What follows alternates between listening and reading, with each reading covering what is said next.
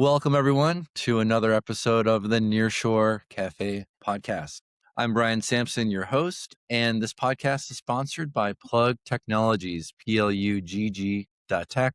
Great way to connect talent from all over Latin America with growing U.S. companies. If you are interested in hearing about how to build sales teams, how to sell in Latin America, and just a really interesting executive story, this is going to be a fantastic show for you. We've got Mario Oliveros. Mario, welcome to the show. We're so happy to have you. Brian, thank you so much for this opportunity. I'm happy to be here and we can tell some stories about Latin America, business, people, everything that you needed. Amazing. And Mario, if I had it right, you are the global director of Latin America for Niyamo. Is that correct?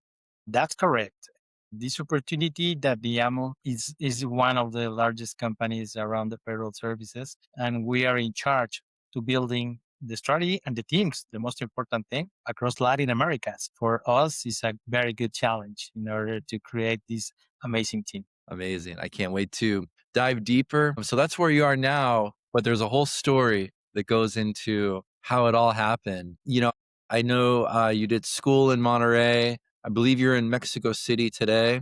Where did it all start? Where were you born? Kind of give us some insight into your early life and career. Sure, of course. Well, I believe this is a good story because my DNA, it's in sales. So everything related with my professional career, it's in sales, hunting sales and building sales. So yes, I was born here in Mexico City. I am right now in Mexico City. I study in Monterrey and Mexico City between those cities. I believe the most impactful for me was when I discovered the sales professional skills that I delivered and obviously trying to get the knowledge after the school. And I believe my first challenge in order to present something to a company was 15 years ago, 16 years ago, working for different companies. And obviously after the school, you don't have, I believe, the 100% experience, tools, skills you need to develop, right? But I remember that I was a very good negotiator in the school. So for me, it was like trying to develop and adapt that model in the Mm. school with my friends, with the people that I used to play football, negotiating with everybody. So trying to convince them to do and make some decisions and trying to be the one who managed those parts. So yeah, I believe that's the initial skill or the initial career that I have it right now. I love it. And, for those that maybe haven't been to interior Mexico, where most of the people live, Monterrey, Mexico City, give some insight, I think, into just like the general culture, of negotiating when you go to the markets, like, is this a skill that most people tend to have because there's bartering, haggling? Yeah, I believe one of the most important points that you need to have in mind as a company, first of all, and after that, as a business people who are going to introduce something in Mexico, it's to know the culture, it's to know the people, because especially in Mexico, and obviously we can talk about later about Central and South America, and with those examples, Mexico has different type of cultures, right? Maybe we can split the three main cities that we consider as a business cities or clusters that we call in Mexico. Mexico in the center, Monterrey in the north of the country, and Guadalajara Mhm. in the eastern part. So we call this like a sales triangle, right? So you need to be aware that you need to develop a relationship with all the companies, the procurement people, the sales people.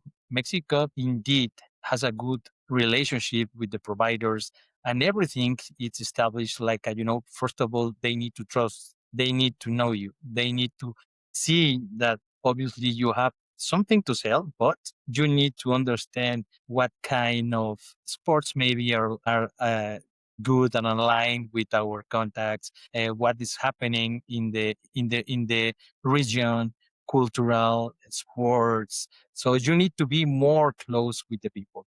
So different kind of behaviors that we have in Mexico. In Mexico City, for example, we have the financial cluster. So everything is a little bit more like a bit more formal Hmm. versus the north of the country. In the north of the country are more free to open to receive you in their offices, maybe with a tiny chat or coffee or something like that. In Mexico City, for example, you need to schedule a meeting, a little bit more formal. The dress code, sometimes it's a little bit more formal Hmm. too. So this is a kind of examples that you maybe need to know with you are negotiating and trying to be here in Mexico. Yeah, it's interesting. And I can certainly validate that. When I was in Mexico City, I felt like there were a lot more suits, and especially in, more of the business districts, Condesa and so forth. Reforma. Yeah, Yeah, right. Reforma. Yeah, a lot more suits, a lot more business people. And then more recently, when I was in Monterrey, and Monterrey's a little warmer too, so maybe more, Sure. polo shirts and slacks. Yeah, and also maybe another point that you need to have in mind when you are here to do business is the traffic. It's amazing that you are going to spend a lot of time in Mexico City, for example. Obviously, not in the same proportion in Monterrey and Guadalajara, but in Mexico City, especially speaking, you can have one meeting in the east side we call Santa Fe, or in the center that we call right now Reforma. It's only 6 kilometers and you can maybe spend 2 hours between two meetings, Yeah. right? So you need to be very coordinating that part because you need to plan, you need to be there, you need to know the city. And sometimes when I receive some foreign colleagues or customers or prospects here in Mexico City, and we need to move for another part of the city, they don't believe when I said we need to be 2 hours before. Like if you are going to take a plane, Yeah, it's the same. You need to be aware 2 hours because we need to transport and we need to do something to do like that. So yeah, for them, it's crazy. that's so funny. I regret that I didn't have a chance to do the subway when I was in Mexico City, but I've heard that it's quite good, quite famous. Is it used by everyone? Like, is that part of the way people get to meetings, or is it usually by car? Now it depends, obviously, in which part or your office, because everybody is, I believe, it's a good way and good transport. Maybe we need more efficiency and that, but sometimes if you need to cross some, I don't know, 20 kilometers, something like that, maybe it's a good option because you are going to spend less time versus than by car, right? So everybody, students, people at the office, everybody allows to use the subway. Sometimes it'll be, a lot of people going forward right now. Right now, it's complicated because we are going to be host of the World Cup, soccer World Cup. So they are making some arrangements of that. So this is crazy right now because we are trying to do something, trying to be better and functionally better for everybody who is going to be here in Mexico. Yeah, my recent visit to Monterrey, it felt like everything was under construction in a big hurry for the World Cup. Yeah, exactly. Almost the three cities that I mentioned, Mexico, Guadalajara, and Monterrey, those cities are under construction, airports, roads, subways, everything. So, if in the past we're crazy, right now it's complicated. You don't need to see these right now. Yeah. Tell us more about Guadalajara. What should people know about it that have never been? Yeah, sure. Guadalajara, culturally speaking, they are famous, mariachi. We call the land of mariachi, a land of tequila. So there are a good, a good sound that we produce tequila. Mariachi it's one of the biggest and famous part of our culture. And also in the business side, we have the technical corridor, or we have a lot of international companies, technology speaking, based on Guadalajara. So we have like this particular behavior on that. Yeah. Now, if I had it right, you went to the Technical University in Monterrey, which is world famous. And from my understanding, most people that go there are setting off for a technical career. Here you are as a sales leader. Tell us more about that. What got you into that? school? Did you have another path in your mind that you were going to take as your career? Yeah, sure. That's a good point because I understood when I was finishing the school, I developed some skills, but not technical skills, right? So one of my first jobs that I had was in technology. So I needed to learn because I wasn't an engineer. So I had a very good colleagues, engineers. So I am trying to learn about that part, the technical part embedded with the sales part. Mm, So from my perspective, and talking with some colleagues, sometimes it's better for a salespeople trying to get better knowledge and trying to be aware of that technology, everything is happening so fast. So you need to be there. You need to be aware of that. When you are where you are working with colleagues, for example, you are going to make some demo or something like that. If you understand 100%, it's going to be easier for you because sometimes maybe some engineers, not everybody, doesn't have the skills to sell, right? So you need to be like this mix is very interesting. So that was my experience. Right now, obviously, this way that we sell right now, it's totally different 3 years ago, 6 years ago, 8 years ago, mm, because we didn't have AI, right? yeah, Today is fantastic because we can try everything about cold calling, outbound, inbound, uh, everything related with the messages. So right now, data and business and this combination, it's very interesting for the people that are in the sales world because you have more information. You are having better engagement with the company's information, and you are going to plan, in my perspective, a better way to do this approach for companies. yeah. I'd love to get deeper into that in a second. Before I go there, I'd love to get your perspective on building sales teams, how you hire, and then also kind of put it all together as we talked about the big 3 cities, what kind of sales talent between, SDRs and software selling and things like that, how you might build the team and what should we know about some of these cities in terms of talent? Yeah, good question. So, for example, in my experience, building the teams, sales teams here in Mexico, talking about only in Mexico, sometimes we found very good talent, technical talent, for example, in Guadalajara, in that part of the country. In the north, maybe it's going to be a little bit more aligned with nearshoring, with cross border, because they are very close to US, right? So they have a better engagement with the culture and also the language. Sometimes it's better in the north of the region because they are very, very close to US. They have family in US. They are back and forward with US and Mexico. So they have like that style. So sometimes you need to improve some skills for the center and the eastern region of the country in terms of that.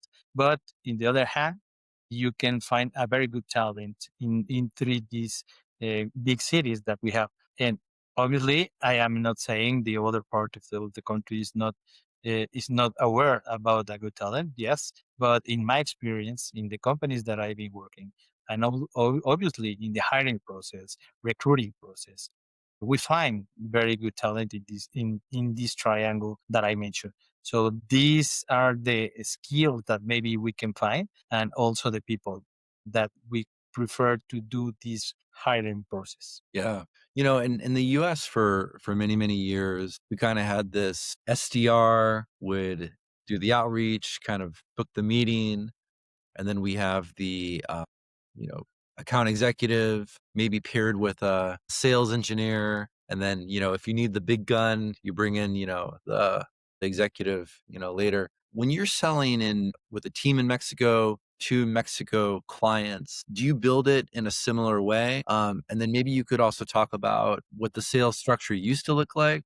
And then now with AI, what it might look like today. Yeah, sure. Sometimes depends on the project, but maybe we can have like one experience that I have. When we introduce a specific technology in Mexico, they go to market strategy.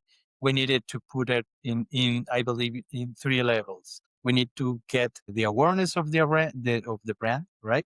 Because it's a new brand or a new technology that is going to be in Mexico.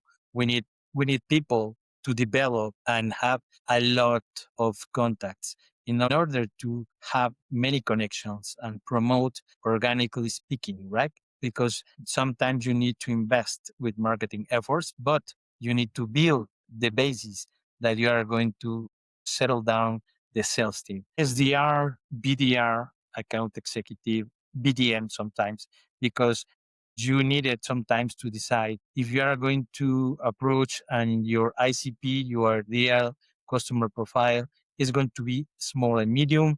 Maybe you are going to attack with these first two figures that I mentioned. And if you are going to attack business and top companies, maybe you can have those resources in the top of the pyramid.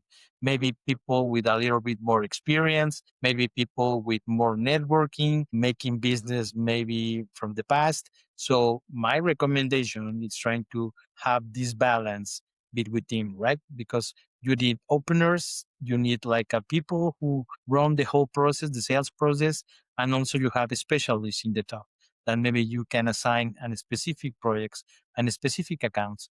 And also you have, I believe, the balance that you needed. Yeah. And how about some of the sales tools? You know, the common ones I hear about in the US, HubSpot, Go High Level, Salesforce, of course. Are there ones that you prefer, and maybe how do you think about that? Or is there a maybe like an internal company, domestic company in Mexico that's a competitor to those? Yeah. In my experience, I manage Salesforce, HubSpot. I believe those are the main tools that we use in order to manage the pipeline, manage the forecast, funnel, administrate all the efforts that we have it, contacts, and that sales process. I love the tools that maybe we can use for the sales process because right now it's better to have that information in some place, right? Because you need to make decisions, you need to see what is happening, you need to see how is moving forward, why is not moving forward. So it's better to have these kind of tools because I recommend for all my team members and all the companies that I've been working, it doesn't have to be the biggest and the most expensive tool that you need. You need to have one. Maybe we can start with one small and medium tool that we can buy, or maybe we can have our. Right now, we have different options with AI. So, but my recommendation is always to do this because it's better to have this follow up for all the sales team members and obviously for by myself. Yeah. AI is, as you said, very, very exciting, especially for sales. Tell us more about how you're thinking about it. And obviously, the answer you might have today might be different tomorrow. But what are some of the tools that you're using that you've seen your sales team use? Yes. So we, as a technological company, we have our proprietary AI tool for our colleagues and our customers. This is one of the best options that we have. But in the market, we have and found different AI tools like Claude, like other ones that maybe you can have to make the old presentations that we call right now the PowerPoint presentations. We call old right now, and you can manage everything with another in between video with between all the images with creating right now. I remember in the past, not too far, 3 years, 4 years ago, you spend maybe if you are a very good PowerPoint profiler, you spend maybe 30 minutes or 45 minutes creating a deck for some company. Right now, you can do it in 3 minutes. Yeah. So it's totally different. You don't spend too much time on that, right? You have more time to dig and analyze everything about your customer or prospect. So you have a lot of options right now. And also, if we move a little bit more for the inbound and outbound sales teams, you have this opportunity to create new pitches, new messages, testing AB. You can go and measure what is happening, what is the best way to contact. So everything I believe it's around data, right? Yeah. Everything's around data right now. Yeah. That's amazing. We've spent a lot of time on this call in Mexico and now, the infrastructure. I want to shift to cross border. Niyamo, from my understanding, is an Indian-based company, and then you've Correct. also built teams kind of all over Latin America. So I'd love to get your take on, where we're all kind of the same as people, and where some of these cultural differences might be pretty different. Yeah, totally. So we have this amazing project and the opportunity to hire and recruit people for all the Latin American countries because we have different kind of teams, right? We have operation, we have support, we have sales, and we have specialist compliance people in every single country in Latin America. Talking about salespeople, yes, it's different. The profile that we have. For example, when you mention and ask me what are the conditions maybe or maybe some advantages from Mexico North, right, versus another. I can say, for example, right now we have a very good surprise in Argentina that people are very good technology speaking. They have a very good labs, very good clusters in terms of technic technicians, sorry, technicians and everything. The technical skills and in Colombia, very good people in sales because you know Colombians are very good in terms of speaking, teaching, making relationships, and everything related with that. For example, in Chile, we have people that are a little bit more aligned with the process because Chile is more formal, like Mexico, for example. Sometimes you need to be aware of that, all the sales process, step by step. You need to build that. In Brazil, it's a huge market. It's totally different versus another countries in Latin America. But it's interesting because they have everything. They have a very good salespeople, pitching, technical people, but they have a very good spirit in order to have the best way to do everything very, very fast. Yeah. So this is a little bit different. And also, for example, in Central America, we have people that are this combination between with Colombians and maybe with Argentinians that they are processing everything and the recruiting and the hiring process, it's a little bit easier for us because they are very close to Mexico. The language sometimes it's similar versus some wording in Colombia, wording in Argentina, wording in Brazil that you need to obviously understand because sometimes even though when you are interviewing somebody, sometimes you need to be careful with some words. So you need to be aware of that. Yeah. Obviously, Mario, your English is, fully advanced. When you're interviewing for your Latin America team, and I'm kind of interested because most people I talk to from Latin America, they'll say, like certain countries have harder Spanish to understand than others and different pacing and so forth. And do you tend to interview in English because it's like, everyone's kind of starting from a different block, or do you all try to speak your own version of Spanish? And I'd love to get your take on that. No, practically, we need to start in Spanish. And obviously, based on my experience, I know some words, some styles that you need to interview for Colombians, for Argentinians, for Chilean people, for Brazilian people. But it's a must for our company right now to interview in English because the official communication language in Niyamo, it's English because we have headquarters in India. Also, we have people here in Mexico to support Latin America, but our main headquarters are in India. Our founders are in India, for example. Also, we have an office in California. So this communication needs to be in English. And also, even though we have projects in Latin America, those companies have regional headquarters or central headquarters in Europe or US. So mainly where we are sharing, negotiating in Latin America, everything needs in English, for example. So that's why it's very important for our candidates and our colleagues to speak a very good English. Yeah. And I wanted to ask you a little bit about the, Mexico versus India, as there's, I'm sure a lot of similarities, but also some cultural differences. When you maybe have colleagues visit from India, or I don't know if you've had a chance to go to India, what are some things that kind of jump out as interesting observation? Yeah, it's very interesting. I am not right now planning to visit India because it's we have a very full agenda and schedule. But we have similar things in common. Spicy food Yeah. for everyone. So they don't have They don't have to struggle with the food here in Mexico and vice versa. So we have this very common.